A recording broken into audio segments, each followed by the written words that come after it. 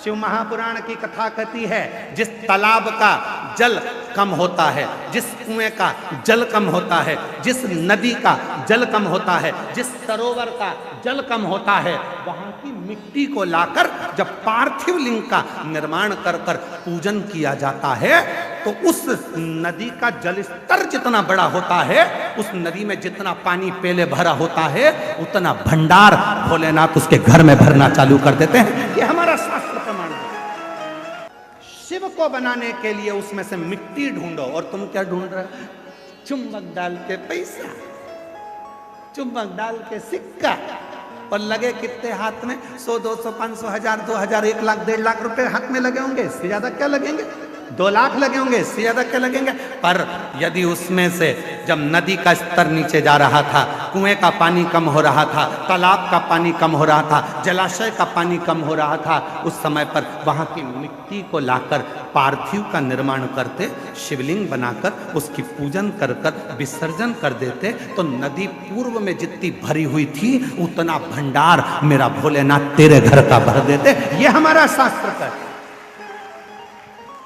एक बार हमने ये कथा पहले कही है, तो किसी ने पूछा, क्यों गुरुजी, उस मिट्टी में ऐसा क्या हो जाता है कि भगवान शंकर जितना उस नदी में पानी भराता है उतना भगवान उसका घर का भंडार भर देता है, उस नदी में ऐसा क्या हो जाता है, उसकी मिट्टी में ऐसा क्या हो जाता है? तो शिव महापुराण की कथा में आता है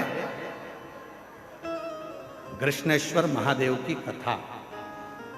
12 ज्योतिर्लिंग में से 12वां ज्योतिर्लिंग। सुधर्म नाम के ब्राह्मण की 2 धर्म पत्नी थी, भूष्मा और सुदेहा। आप लोगों के मन में भी संशय होगा कि नदी का पानी उतरता है तो उसकी मिट्टी का शिवलिंग क्यों बनाया जाता है, उसका फल क्यों इतना कि भगवान का भंडार भर देता है? नदी, तालाब, बावड़ी, कुआं का पानी कम होता है तो उसकी मिट्टी को निकालकर उसका शिवलिंग बनाकर पूजन करने का फल क्या होता है? तो सुनो कृष्णेश्वर महादेव की कथा। सुधर्म नाम के ब्राह्मण की 2 धर्म पत्नियां थी, सुदेहा, भूष्मा, 2। सुदेहा के घर में संतान नहीं है और भूष्मा के घर में एक बेटे ने जन्म लिया। बेटे ने जन्म लिया तो सुदेहा का मुख उतर गया, मेरे गर्भ से औलाद नहीं है, और भूष्मा को औलाद हो गई। सुधर्म ने अपनी पत्नी भूष्मा से कहा कि तेरे गर्भ से यदि एक बच्चा हो सकता है तो तेरे गर्भ से और भी बच्चे जन्म ले सकते हैं। तेरा जो बेटा है, इस बेटे को तू सुदेहा को दे दे, इस बेटे को तू सुदेहा को दे दे। सुदेहा को, हाँ ठीक है। उत्सव रखा बड़ा भारी, और भूष्मा ने अपने बेटे को सुदेहा की गोद में दे दिया। अब भूष्मा का बेटा नहीं, अब सुदेहा का बेटा। धीरे धीरे बच्चे को पाल पोस कर सुदेहा ने बड़ा किया। वो बच्चा जब बड़ा हो गया, उसका विवाह हो गया, बहू घर में आ गई। बहू आई तो बहू को मालूम पड़ा कि मेरी असली सास तो भूष्मा है। सुदेहा की गोद में मेरे पति को दिया गया, पर सास तो भूष्मा।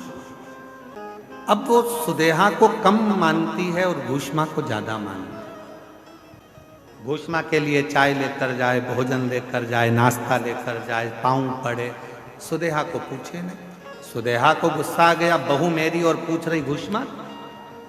बेटा ही नहीं रहेगा तो बहू किस काम की? रात को सोया था बेटा, बहू गई थी मायके और बेटा सोया था, तभी सुदेहा ने अपने बेटे के तलवार से काट काट के टुकड़े कर दिए, कपड़े में बांध लिए, सिर पे पोटली रखी, तालाब में फेंक आए। समय निकला, तालाब का जल नीचे जा रहा था और भूष्मा उसी सरोवर की मिट्टी को लाकर उसका शिवलिंग बनाकर पूजन कर कर मिट्टी के शिवलिंग को, पार्थिव शिवलिंग को सिर पे रखकर चली और तालाब में विसर्जन करने चली। मन में आया, बाबा बहुत दिन से मैंने अपने बेटे को नहीं देखा, ना जाने बेटा कहाँ चले गया, दिखता ही नहीं है। बस वो पार्थिव शिवलिंग तालाब में गया, थोड़े से पानी में जो पानी का स्तर गिर रहा था, टुकड़े टुकड़े हुए हुए बेटा कई दिन पहले मरा था, वही बेटा तैरता हुआ बाहर निकल कर आ गया। चीख पड़ी, मेरा बेटा और पानी में। मां से गले लगा, बेटा तू पानी में कैसे आ गया? पता नहीं, पर अंदर कोई बाबा था। दोनों पति पत्नी ने मेरी बहुत सेवा की।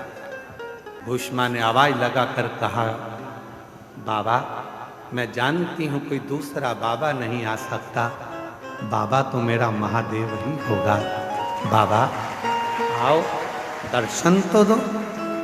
तब मेरे भोलेनाथ निकल कर बाहर आए और कहा, भूष्मा जिस सरोवर में ना जाने कितने पार्थिव शिवलिंगों का निर्माण होकर विसर्जन हुआ, वो मिट्टी इस सरोवर में जमती चली गई और उसी मिट्टी के भाग से तूने मेरे शिवलिंग का निर्माण करा। तो जितने जितने पार्थिव लोगों ने पूर्व में बनाए थे, उन सब का कण कण मिलकर तूने मेरी आराधना करी, तो तेरा मरा हुआ बेटा भी जिंदा तुझे प्राप्त हो, जिंदा प्राप्त हो गया। बाबा मेरा मन है कि आप इस भूमि पर निवास करो। शिव जी ने कहा, तथास्तु, मैं तेरे नाम से, कृष्णेश्वर महादेव के नाम से 12वें ज्योतिर्लिंग के रूप में इस पृथ्वी पर विराजमान। 12वां ज्योतिर्लिंग का जो पूजन होता है, कृष्णेश्वर महादेव का जो पूजन होता है, कृष्णेश्वर महादेव की जो आराधना होती है, वो दुनिया के लोग जिस दिन समझ गए यहाँ जल का स्तर नदी का गिरा, गंगा जी थोड़ी खाली हुई, तुम चुंबक लेकर पहुंच गए, पैसा ढूंढने पहुंच गए, सोना ढूंढने पहुंच गए, चांदी ढूंढने पहुंच गए। नदी तालाब बावड़ी का स्तर गिरा, तुमने उसका पानी में सोना चांदी ढूंढा नहीं। जैसे ही नदी तालाब बावड़ी का पानी नीचे आए, उसकी मिट्टी को लाकर एक बार पार्थिव शिवलिंग का पूजन करो और आराधना करो। जैसे तेरी नदी का जल बढ़ता है, खूब बढ़ता है, ऐसे मेरे घर में भंडार भरना, सौभाग्य बढ़ना, संतान बढ़ना, वैभव बढ़ाना, तू कृपा करना। जैसे कृष्णेश्वर पर, भूष्मा पर तूने करुणा करी, वैसे मुझ पर कृपा करना, वो करेगा। और शिव महापुराण की कथा में बड़ौदा में एक बात कही थी, जिसके परिवार का यदि एक व्यक्ति भी शिव के मंदिर में जाकर यदि एक लोटा जल चढ़ाना प्रारंभ करता है, तो उसके जल का फल उसकी जितने परिवार में सदस्य हैं सबको प्राप्त होना प्रारंभ। एक लोटा जल चढ़ा के शंकर के मंदिर में झाड़ू पोछा करते हैं और अपनी जिंदगी को मस्त जीते हैं। बिरजा सेठ शरीर का रोग नहीं गया, बीमारी नहीं गई, बड़े दुखी हो गया बिरजा सेठ, बहुत तकलीफ में हो गया।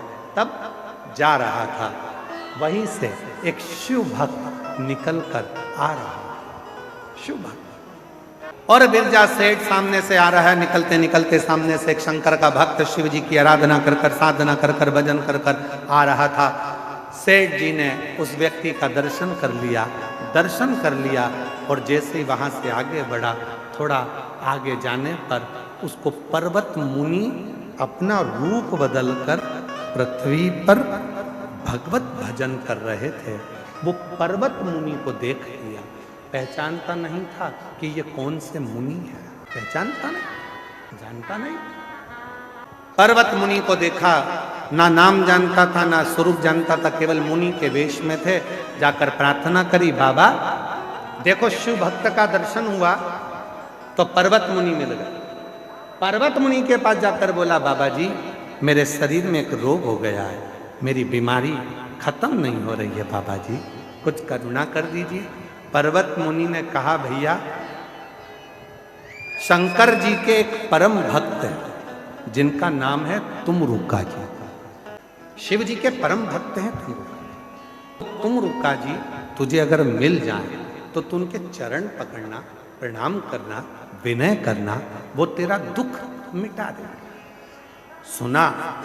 सुनते से बिरजा सेठ ने तुमरुका जी को ढूंढने का प्रयास किया, पर तुमरुका जी तो कहाँ मिलते हैं। तुमरुका जी के मिलने का 3 स्थान बताए। पहले नंबर पर जहाँ शिव नाम की चर्चा होती हो, शंकर की कथा होती हो, शंकर का भक्त होता हो, शिव का उपासक होता हो, शंकर भगवान का गुणगान हो रहा हो, तो मुरुका जी वहाँ जल्दी मिलते हैं। दूसरे नंबर पर जहाँ बेलपत्र का वृक्ष हो, शमी का वृक्ष हो, आंवले का वृक्ष हो, बट वृक्ष हो, या शिव जी के प्रिय वृक्षों का आनंद जहाँ पर हो, उस स्थान पर तुमरुका जी जल्दी मिलते हैं। तीसरा स्थान बताया तुमरुका जी के मिलने का, नदी, तालाब, बावड़ी, कुआं स्थान, जहाँ शंकर का कोई स्थान हो, नदी के तट पर, कुएं के तट पर, बावड़ी के तट पर जो शंकर का शिवलिंग होता है, वहाँ तुमरुका जी ज़्यादा मिलते हैं। ये जा रहा था, जाते जाते एक वृक्ष के पास में तुमरुका जी बैठकर शिव नाम ले रहे थे, मिल गए। किसके बल पर मिले?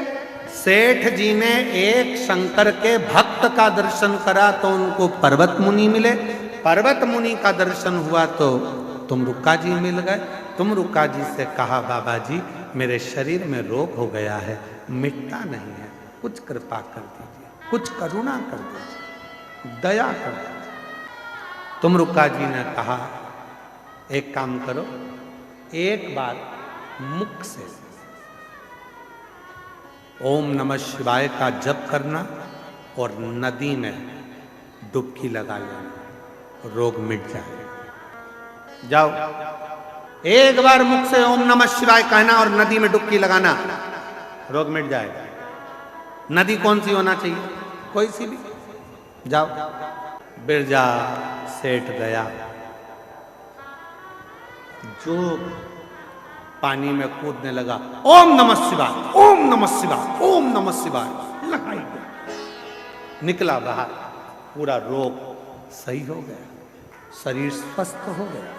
शरीर स्वस्थ हुआ तो दौड़कर तुमरुका जी के पास पहुंचा, तुमरुका जी से विनती करी, बाबा जी आपने कहा था आज मेरा रोग मिट गया। रोग मिट गया? हाँ। कैसे मिटा? ओम नमः शिवाय, ओम नमः शिवाय, ओम नमः शिवाय 3 बार बोला, डुबकी लगाई, मिट गया। तुमरुका जी ने कहा, ओ पागल, 3 बार तो बोलने की जरूरत ही नहीं थी, केवल एक बार ओम नमः शिवाय बोलने पर कोई शंकर के चढ़े हुए जल को भी अपने ऊपर छींट लेता है तो उसका रोग समाप्त हो जाता है। दूसरी बार 2 बार नमः शिवाय बोलकर जो शंकर के जल को अपने ऊपर छींट लेता है, उसकी जिंदगी सुधरना प्रारंभ हो जाती है। 3 बार ओम नमः शिवाय, ओम नमः शिवाय। जो काम एक बार बोलने में हो रहा है तो 3 बार क्यों बोला? 3 बार नहीं, 2 बार बोलता तो जिंदगी सवरे, 3 बार बोलता तो भव सागर पार उतर जाए। तुमरुका जी ने कहा, सुन बिरजा सेठ, पृथ्वी पर मृत्यु लोक में जो मनुष्य भूल से भी एक बार भी शंकर की कथा के मध्य में बैठकर, शिव स्तुति में बैठकर, शिव चर्चा में बैठकर, शिव नाम में बैठकर भगवान शंकर का एक बार भी नाम ले लेता है तो उसका आधा बीमारी उसी जगह से कटना प्रारंभ हो जाती है, दुख कटना प्रारंभ। और कोई यदि शिव महापुराण की कथा में बैठकर 2 बार शंकर के नाम का उच्चारण कर लेता है तो उसकी जिंदगी वहीं से संवरना प्रारंभ हो जाती है। और यदि कोई 3 बार शिव के नाम का उच्चारण कथा में करना प्रारंभ कर देता है, बेलपत्र के नीचे शिव मंदिर में करना प्रारंभ कर देता है, तो फिर वो भव सागर से पार उतरना प्रारंभ हो जाता है।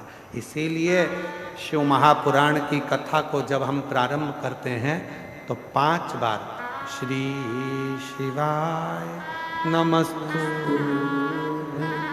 श्री शिवाय नमस्तु।